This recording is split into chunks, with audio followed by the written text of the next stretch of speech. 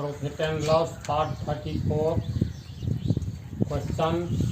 एक आदमी ने कुछ नारंगियां 10 रुपये में 40 की दर से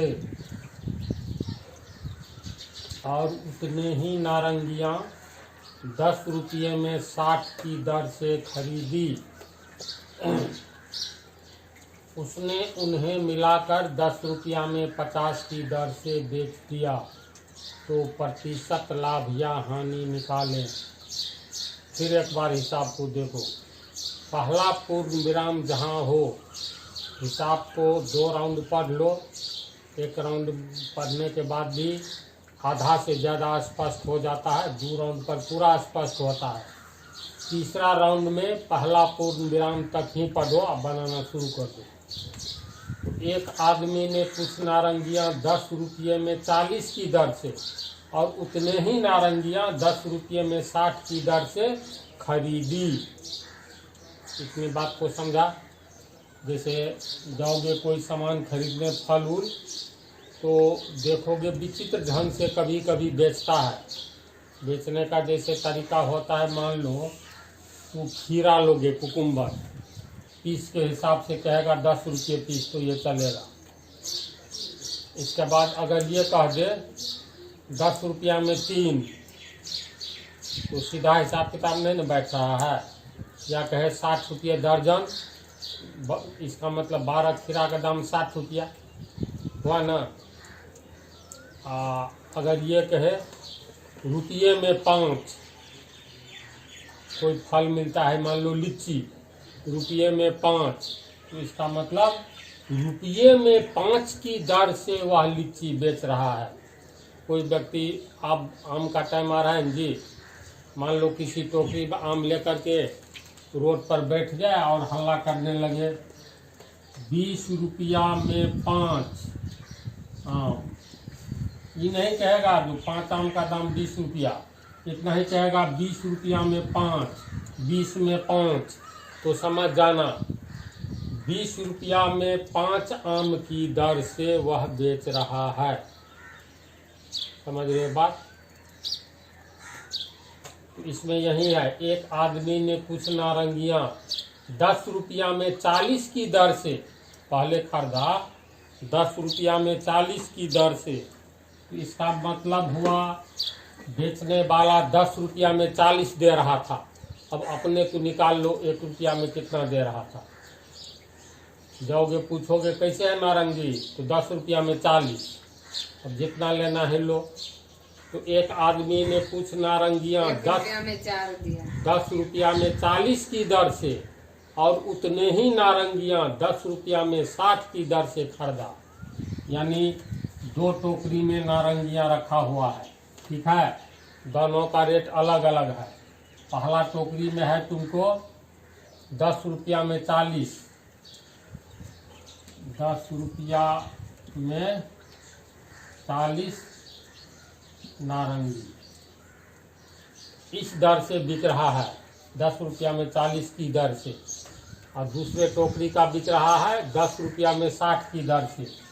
यानी इस टोकरी बी और टोकरी ए, तो टोकरी बी में जो नारंगी है वो कैसे बिक रहा है, तो 10 रुपया में 60 की दर से। यानी 10 रुपया दोगे तो 60 देगा, 60 नारंगी।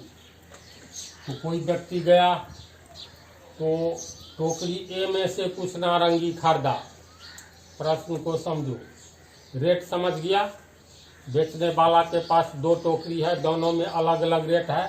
पहला टोकरी ए में 10 रुपया में 40 नारंगी के हिसाब से मिलता है। अगर 20 रुपया का लोगे तो 40 दूनी 80, 30 10 या 30 रुपया का लोगे तो 40 के 120, है ना। और कोई 5 रुपया का लेगा तो 10 रुपया में 40, तो 5 रुपया में कैसे, 1 रुपया में 4 हो गया ना। तो 5 रुपया में 20 होगा। तो एक व्यक्ति पहले टोकरी ए में से खरीदता है, फिर बी में से खरीदता है। टोकरी ए में से जितना लेता है, टोकरी बी में से भी उतना ही नारंगी लेता है। प्रश्न में है, एक आदमी ने कुछ नारंगियां 10 रुपये में 40 की दर से और उतने ही नारंगियां 10 रुपया में 60 की दर से खरीदी। तो अभी यहीं तक बनाना है, पूर्ण विराम है। तो कितना खरीदा ये नहीं है।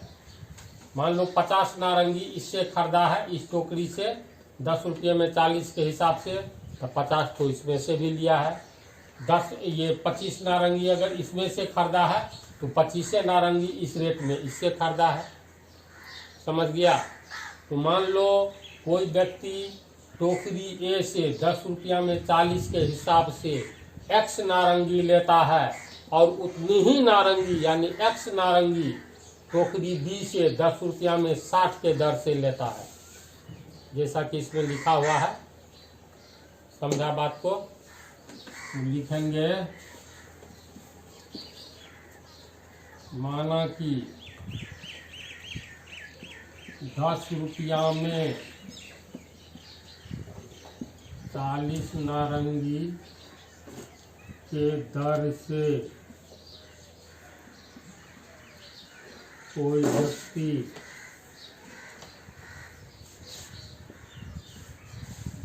एक्स नारंगी खरीदता है। समझ गया। तो एक्स नारंगी के लिए कितना पैसा देना होगा बोलो। 10 रुपया में 40 इसलिए एक्स में 40 नारंगी के लिए 10 रुपया देना पड़ रहा है। तो एक नारंगी के लिए कितना और एक्स नारंगी के लिए कितना। 10 रुपया में 40 नारंगी की दर से कोई व्यक्ति एक्स नारंगी खरीदता है टोकरी ए से। तो इसका मतलब एक्स नारंगी के लिए कितना पैसा देना पड़ा। क्योंकि 40 नारंगी के लिए 10 रुपया देना पड़ता है ना। क्योंकि 40 नारंगी के लिए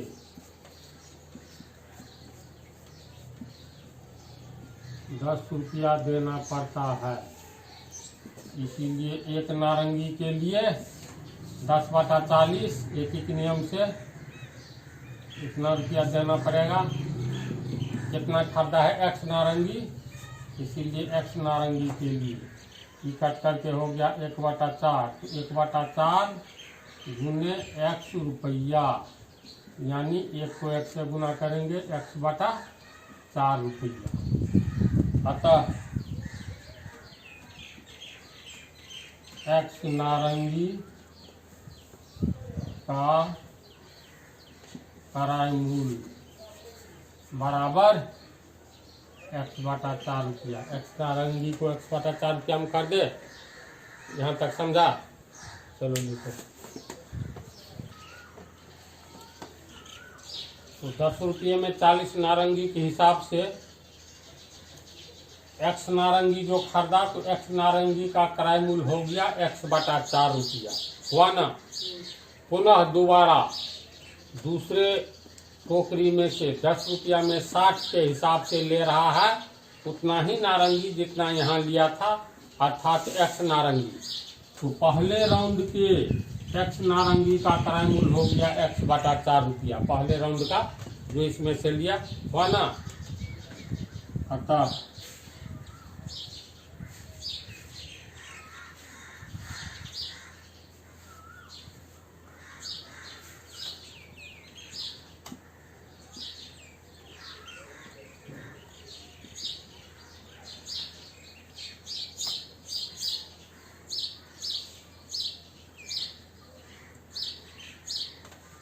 अब जो है 10 रुपये में 60 के हिसाब से एक्स नारंगी खरीद रहा है दूसरे राउंड में। अब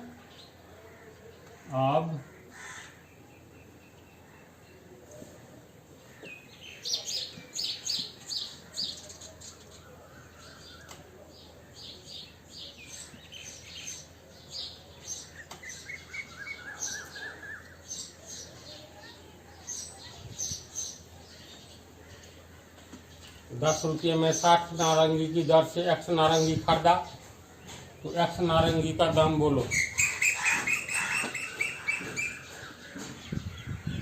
कितना होगा। 60 नारंगी 10 रुपया में मिलता है, तो एक नारंगी, इसीलिए एक्स नारंगी होगा। क्योंकि 60 नारंगी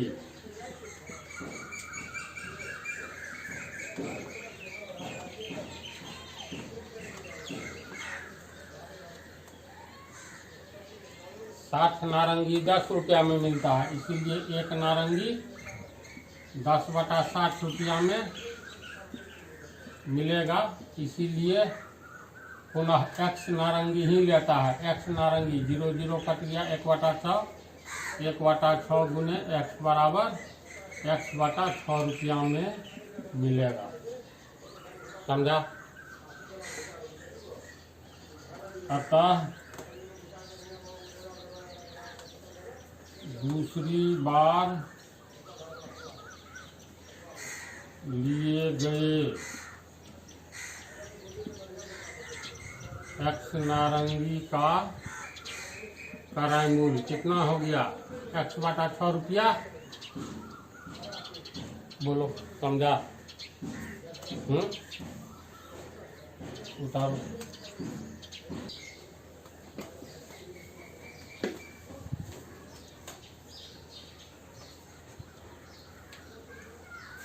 कितना हुआ है? 1/4 रुपया। जी। प्रश्न में दिया हुआ है,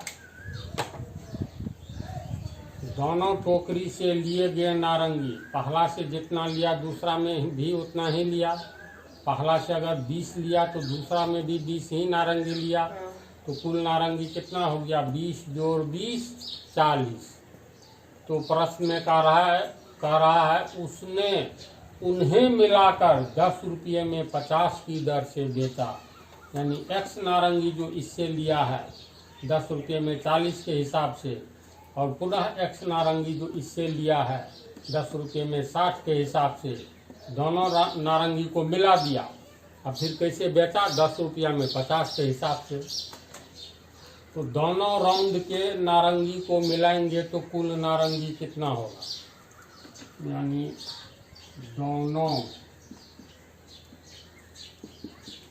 दोनों बार लिए गए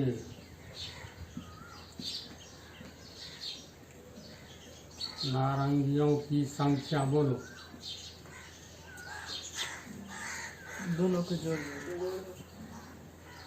इसको 10 रुपया 10 रुपया को नहीं नारंगी इसको पूरी बात बोलो ना, कितना होगा? x नारंगी नहीं, x plus x 2x। x plus x। दोनों बार लिए गए नारंगियों की संख्या, पहली बार x और दूसरी बार भी x। x जोड़ x बराबर 2x तथा 2x नारंगी का क्रय मूल्य कितना पड़ गया? दोनों 2 रेट में लिया है, तो पहले राउंड वाला x/4 रुपया x नारंगी का मूल्य, दूसरी बार लिए गए x नारंगी का क्रय मूल्य x/6 रुपया। तो x/4 रुपया जोड़ x/6 रुपया होगा। तो 2x नारंगी का क्रय मूल्य x/4 प्लस x/6 रुपये। समझा इसको?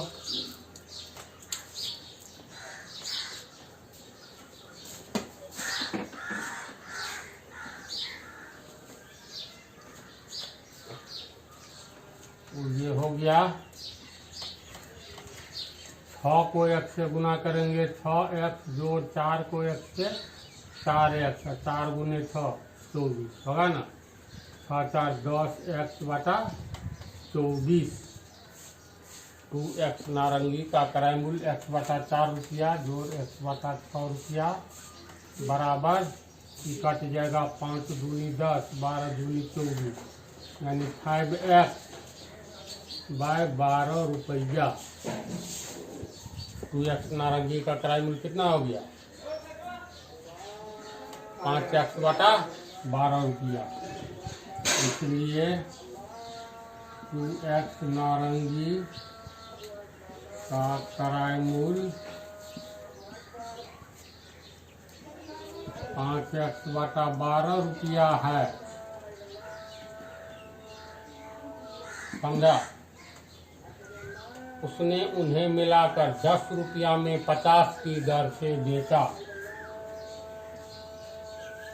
अब 2x नारंगी को किस रेट में बेच रहा है? 10 रुपया में 50 के दर से। अब पुनः प्रश्न से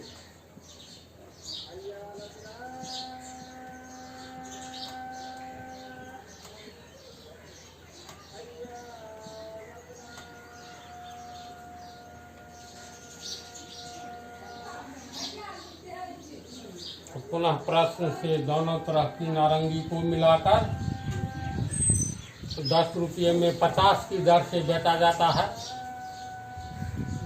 मिलाकर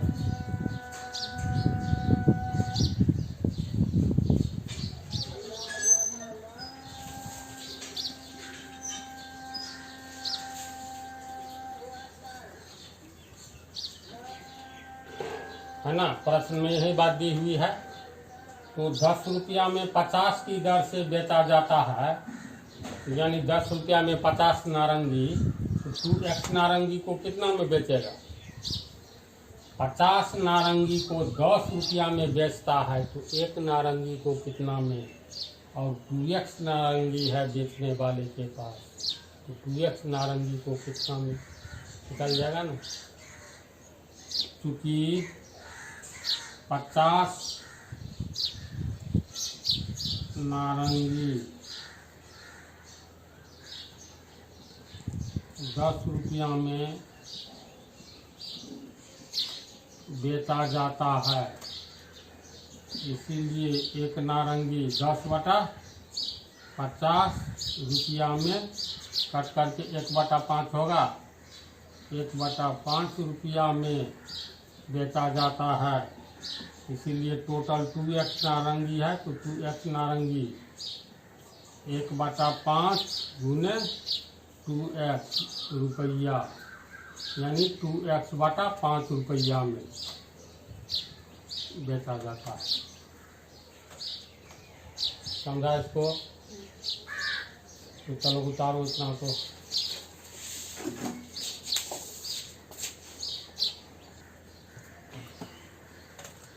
देखो 2x नारंगी का क्रय मूल्य, 2x नारंगी को का क्रय मूल्य इतना में खरीदा गया है 5x/12 रुपया में, है ना। और 2x नारंगी का विक्रय मूल्य ये निकला है, ये यानी 2x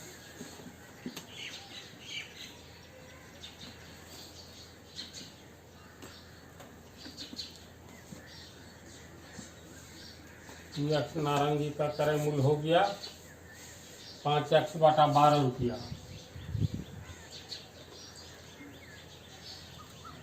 तथा बेचा कितना में है? 2x नारंगी का विक्रय मूल्य निकाले हैं ना हम लोग। 50 नारंगी 10 रुपया में बेचा जाता है, इसलिए 2x/5 रुपया।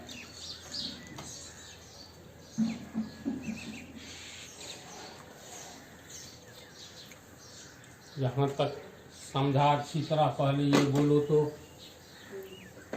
कहीं कोई प्रॉब्लम नहीं ना। तो ये कैसे तुमको इसमें पता चलेगा जो कम में बेचा कि अधिक में बेचा? जितना में खरीदा है उससे कम में बेचा कि अधिक में? यहाँ तो वेरिएबल के रूप में x है।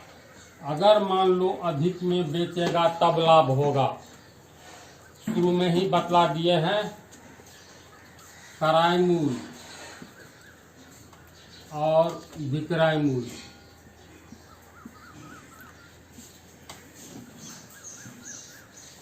क्रय मूल्य हो गया खरीदने वाला दाम, विक्रय मूल्य हुआ बेचने वाला दाम। दोनों में कौन बड़ा होगा तो लाभ होगा? चलो बोलो। बेचने वाला दाम ज्यादा होगा, बड़ा होगा क्रय मूल्य से, तब लाभ होगा। तो इस टाइप के हिसाब में जिसमें वेरिएबल आ जाए या नहीं समझ में आवे, जो खरीदने वाला दाम बड़ा है कि बेचने वाला, उसमें फंस जाएगा मामला। कुछ समय के लिए हो सकता है ज़्यादा टाइम लग जाए, तो किराया मूल्य देखो 5x बटा 12 रुपया है, एक्स का वैल्यू कुछ और ये विक्रय मूल्य कितना है 2x बटा दोनों में एक के हैं। 5 रुपया है। तब दिमाग में ये लो, इसमें आंसर में क्या कह रहा है, प्रतिशत लाभ या हानि बता दे।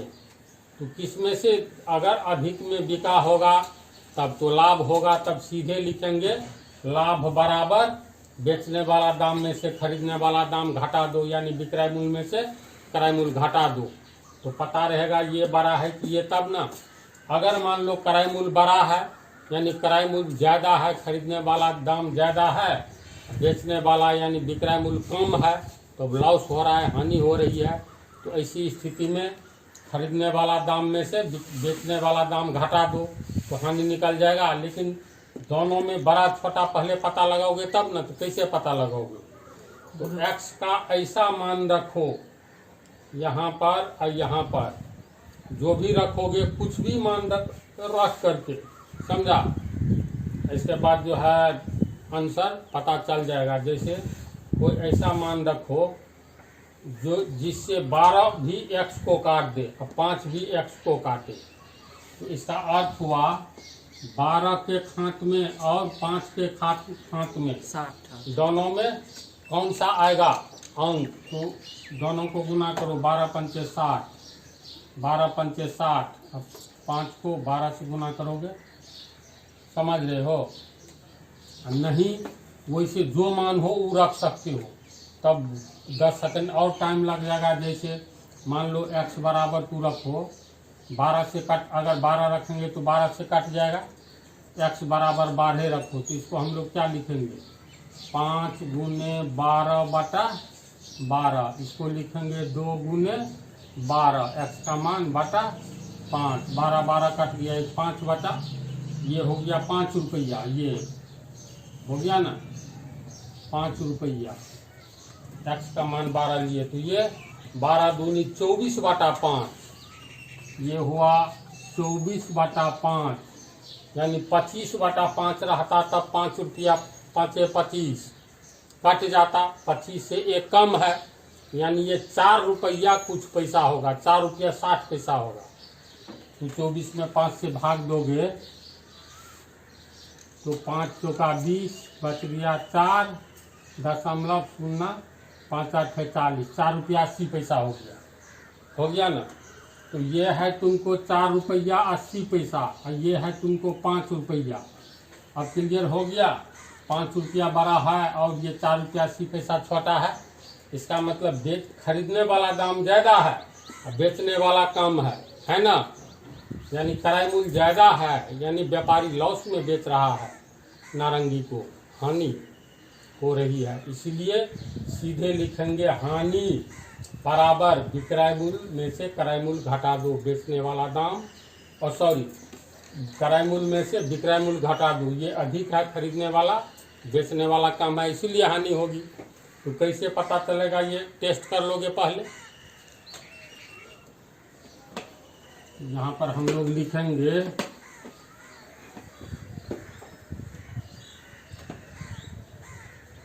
अतः हानि बराबर क्रय मूल्य माइनस विक्रय मूल्य।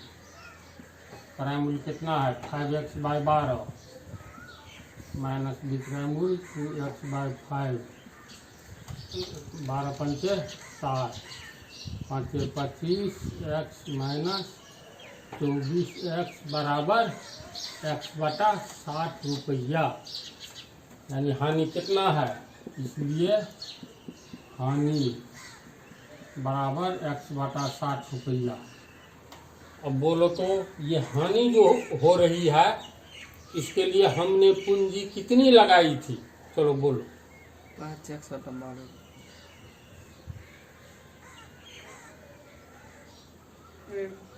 क्या लगाए थे 5x। क्रय मूल्य खरीदने के टाइम में जो पूंजी लगाते हैं वही न खरीदने वाला दाम क्रय मूल्य। शुरू से बोलते हैं क्रय मूल्य हमेशा पूंजी मानो। तो 5x बटा 12 रुपया लगाए तो x बटा 60 रुपया की हानि हो गई, है ना। तो लिख सकते हैं अर्थात